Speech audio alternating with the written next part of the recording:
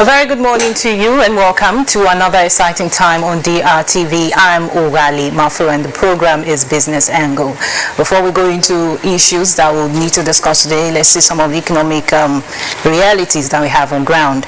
The Nigeria Stock Exchange opened trading for the week on Monday with a loss of 0.09%, ending 5 days consecutive bearish trend. Specifically, the all-share index lost 23.41 point or 0.09% to close at 25,582.23 compared to 25,605 recorded on Friday. And let's look at the CBN to resume forex sales to the BDCs on Monday.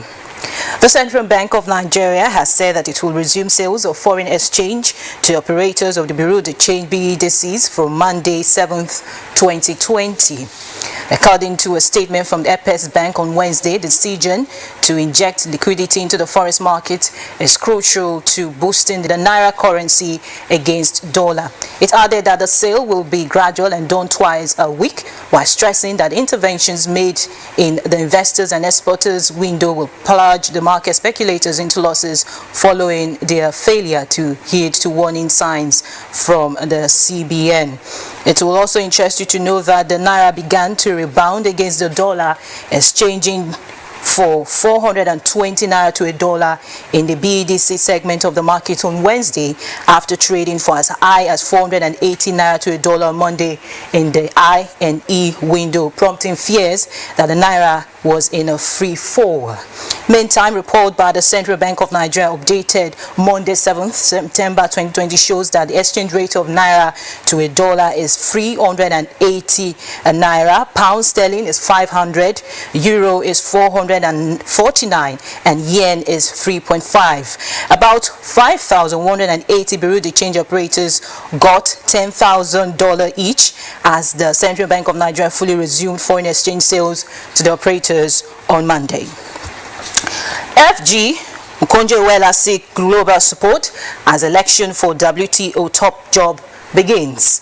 Nigeria has appealed for global support for its candidate as election process for the World Trade Organization Director General position begin on Monday in Geneva. Dr. Ukonjo-Iweala, a Nigerian two-time finance minister and a development economist, is vying for the job alongside candidates from Mexico, Egypt, UK, and some other countries at the reception held in Geneva to garner support for Iweala.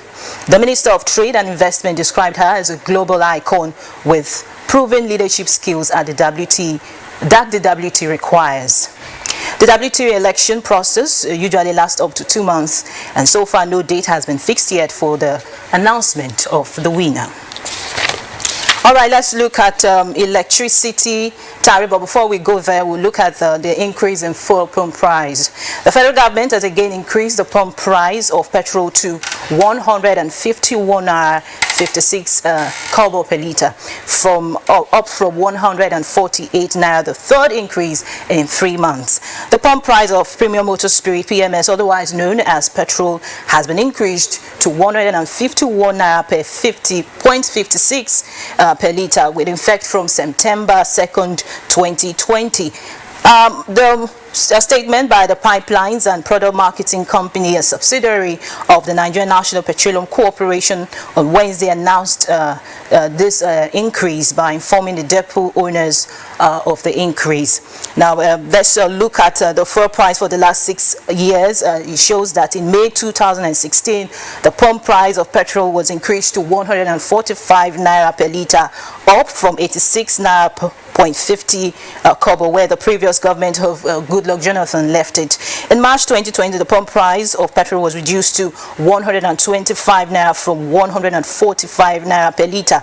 In May 2020, Petroleum Product Pricing Regulatory Agency announced a new pump price band between the price of 121 naira 50 kobo to 123 naira 50 kobo per liter.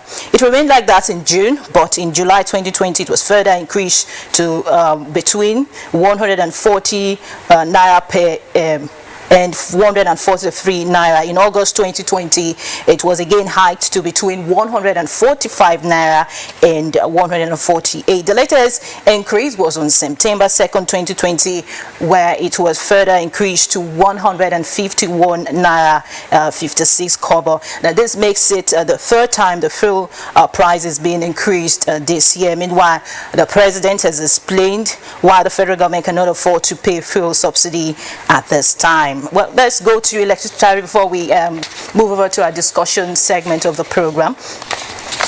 The electricity distribution companies across the country on Tuesday began the implementation of a new electricity tariff regime.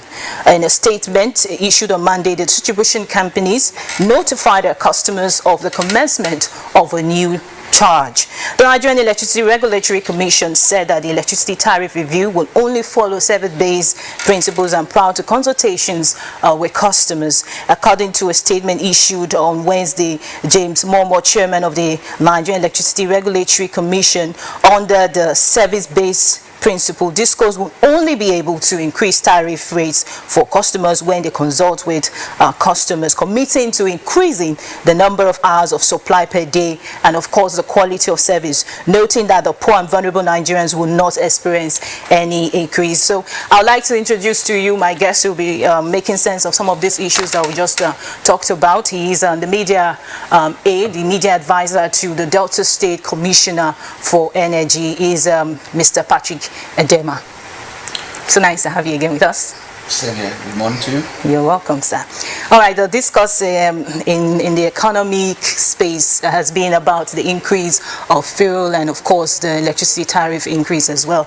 And it's while I was reading, it was noted that the poor and vulnerable ones that do not have to pay for the increase will be exempted from the tariff increase, and that it will be based on service delivery and of course the quality of supply. So that means that the charges of the tariff will be based on the numbers of hours you have access to electricity. What do you think about that, and of course the response so far?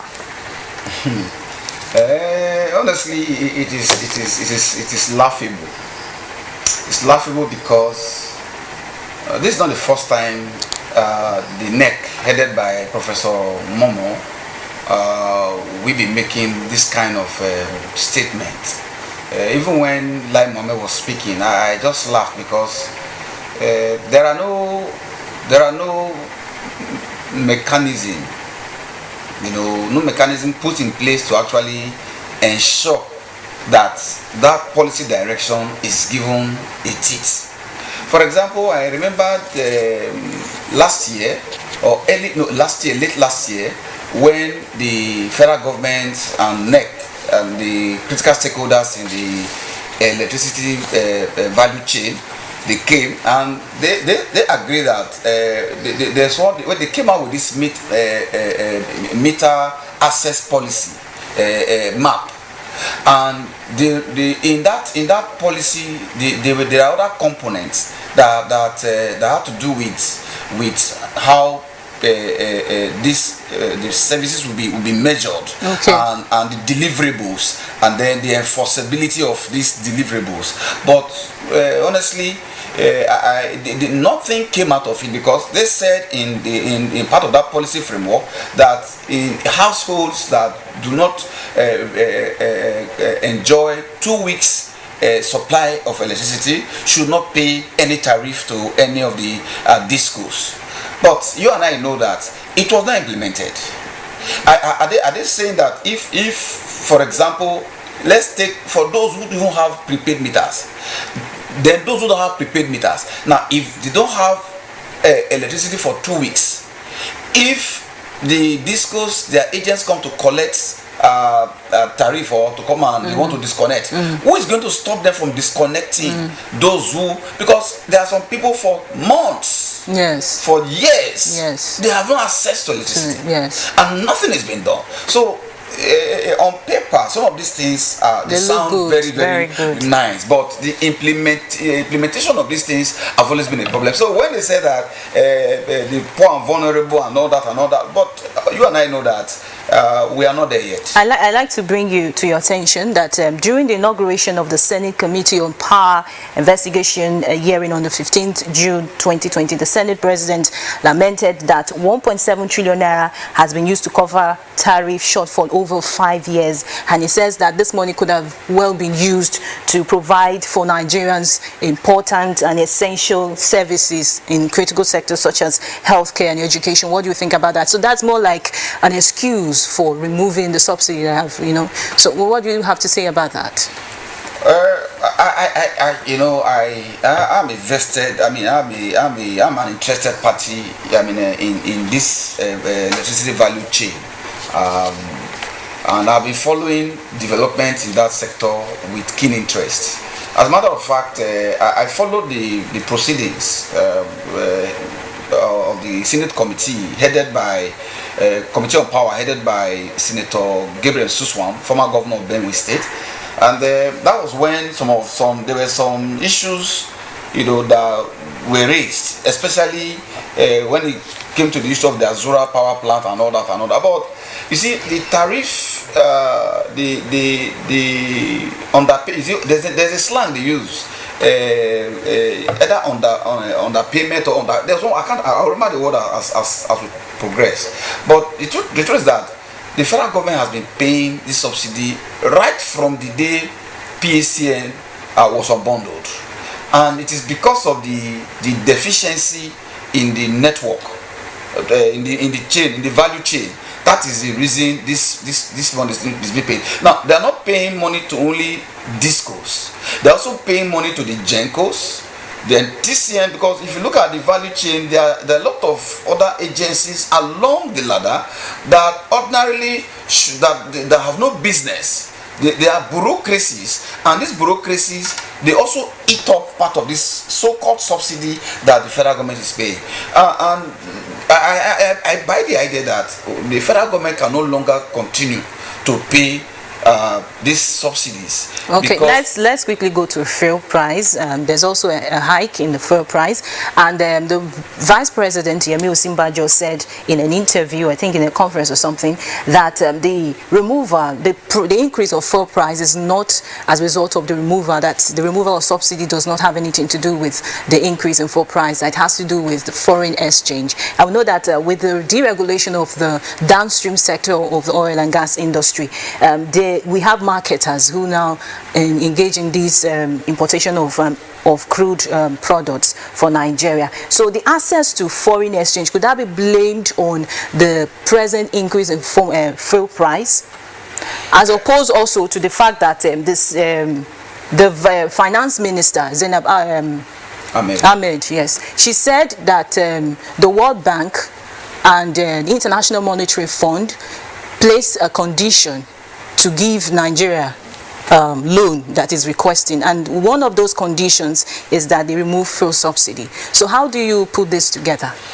I was trying to actually give an understanding of the electricity value chain, the subsidy component, how we came to where we are today, and that's the same thing that we have also found ourselves in the petroleum sector, where the government has been subsidizing, the inefficiency of the system to provide the basic facilities for us to enjoy, at least a competitive price regime in this country.